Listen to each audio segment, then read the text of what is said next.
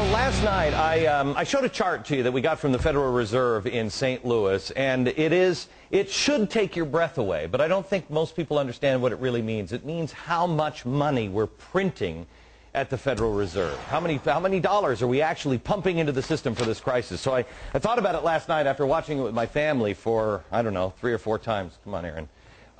And I watched it with my family, and they said, Dad, I don't even know what that means. What does that mean? So I thought, there's another way that I could show this to you. There's another way that at least Al Gore did it with a slideshow. Now everybody thinks that that's true. So why don't we show you some true stuff on the slideshow? And actually, because, you know, we're a 5 o'clock show, we're cheap. We had to go borrow Sean Hannity's set, so we're going into Sean's. Shh, we'll be very, very quiet. We'll come in here, and this is a chart that I tried to show you last night, but I wanted to blow it up a little bit. This is billions of dollars. This is how much money do we print and have in the system at any given time. Let me start at 1929. Show me here we go. 1929, here's the stock market crash, all right? Now, if you see, we were on the gold standard, so we couldn't print much more money. We had the stock market crash, but we didn't do all of the stuff that we're doing now, just printing money. Go ahead, step to the next thing. Then we go up to 1941. That's the Great Depression. Still haven't pumped a lot of money into the system because, again, on the gold standard. Then we have World War II, and we'll take this all the way to 1965. You'll see it comes up. We had 2 wars. We had World War II, and we also had the Korean War. In 1965, we were having the Vietnam War. But here's where it gets sticky, because we had all these wars, and we tried to dogpile on with the Great Society. Well, how are we going to pay for all that? Well, in 1971, Richard Nixon says, why don't we get rid of the gold standard? So that way, we can just print whatever we want. But we promise the rest of the world, oh, no. We'll never print too much. Really, we're good for it. I mean, look at our record here. We don't do that. Great Society kicks in, and look what happens. Next point, please. Look how we've devalued our money. This is up until 2000 when we have the Y2K scare, where everybody's like, bury your food and grab your cash. The computers are going down.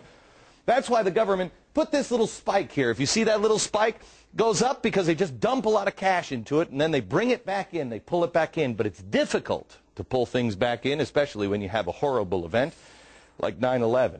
Next stop is 9/11. You'll see it's just a little spike back up just a little bit. Remember how everybody was freaked out that the world was coming to an end? Do your patriotic duty. Go spend. Go out there and get into the stock market. Well, we did.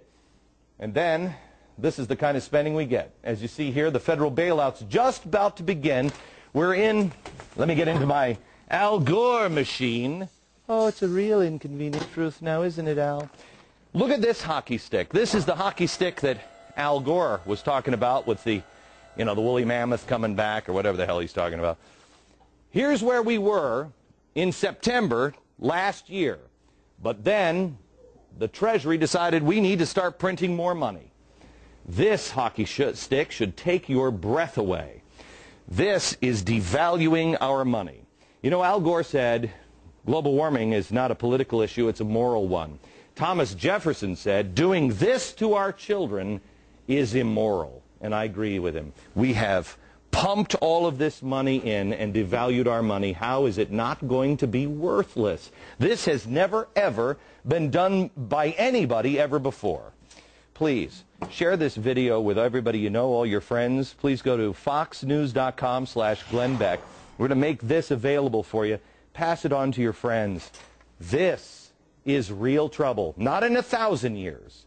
Perhaps in the next year. Back in a minute.